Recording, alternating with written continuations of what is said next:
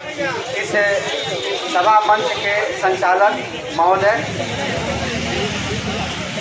और आज के इस राज्य स्तरीय धरना कार्यक्रम में शामिल बिहार के तमाम जिलों से आए हुए लोहिया स्वच्छ बिहार अभियान संविदाकर्मी साथियों, आपको मैं अपनी ओर से और बिहार राजपत्रित कर्मचारी महासंघ गोरखपुर की राज्य कमेटी की ओर से आपका क्रांतिकारी अभिनंदन करता हूँ। साथियों, आज जो बिहार में सरकार चल रही है और केंद्र में जो सरकार चल रही है, ये दोनों सरकार अपने राज्य और देश के जो युवा शक्ति है इसका दोहन शोषण करने में कोई कसर नहीं छोड़ी। आपको याद होगा कि महात्मा गांधी ने यह कहा था, आपको हेलो, भगवान का निवास होता है और स्वच्छताकर्मी जो स्वच्छता को बनाए रखते हैं, निश्चित रूप से उनका वो पवित्र कार्य होता है जिसको भगवान के साथ जोड़ा था महात्मा गांधी।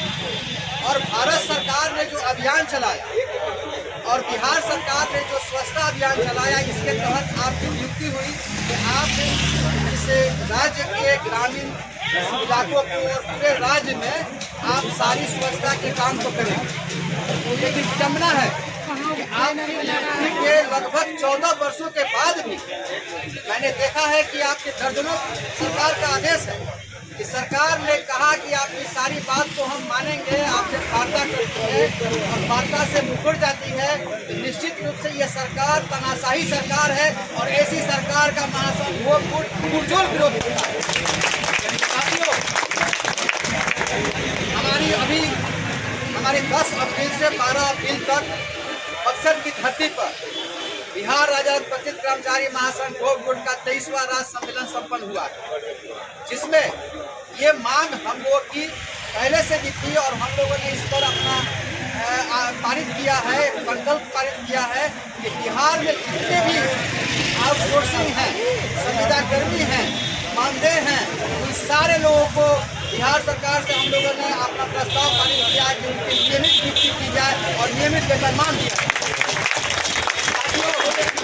आपका वेतन जो आपको मिल रहा है वो न्यूनतम है और उसमें से जिला में पदस्थापन नहीं रखा, जिला में आपको दूसरा कि सरकार का तानाशाही रवैया और आपको शोषण और दोहन करने का परिचायक है। आपको अपने गृह जिला में अगर आप रहते तो निश्चित रूप से आपके साथ बहुत सारी समस्याएं हैं जो आर्थिक रूप से आप पीड़ित हो रहे हैं, इन सभी परेशानियों से आपको छुटकारा मिलता। लेकिन बिहार की सरकार सत्ता के नशे में इतना मदमस्त है और केंद्र की सरकार जो अपने आप को तनाशाह करती है और पूरी दुनिया में जो कहती है कि सबसे बड़े हम आपके संगठन के सबसे बड़े पार्टी के हम नेता हैं, लेकिन उनकी जो तनाशाही रवैया है आज के डेट में आप देख सकते हैं कि किसी भी संवैधानिक संस्था को उन्होंने स्वतंत्र नहीं छोड़ा है।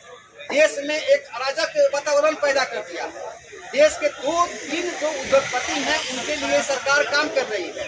एक तरफ उन लोगों को 64 लाख करोड़ रुपये का ऋण माफ करती है, दूसरी तरफ अगर कोई किसान अगर 10,000-20,000 रुपये का डिफॉल्टेशन होता है तो उसको अरेस्ट करती है, उसकी गाय बैल को जब्त करती है। ऐसी सरकार, तानाशाही सरकार को हम लोग को बदलने के बारे में सोचना है।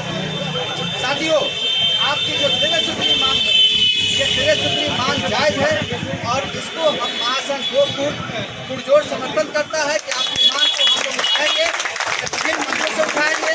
जरूरत पड़ी तो विधानसभा में सत्र चलेगा, उसमें भी इस मांग को रखा जाएगा। हमारे जो प्रतिनिधि हैं उनको भी हम लोग बताएंगे कि आपकी मांग जो जायज है इसको पूरा कराने के लिए सरकार को दबाव बनना चाहिए। साथियों, आपकी जो 13 सूत्री मांग है और आप आज धरना पर बैठे हुए हैं, लगातार धरना पर हैं, इसलिए आप अपने धरना पर बैठे हुए हैं, अपनी एकता को बनाए रखिए।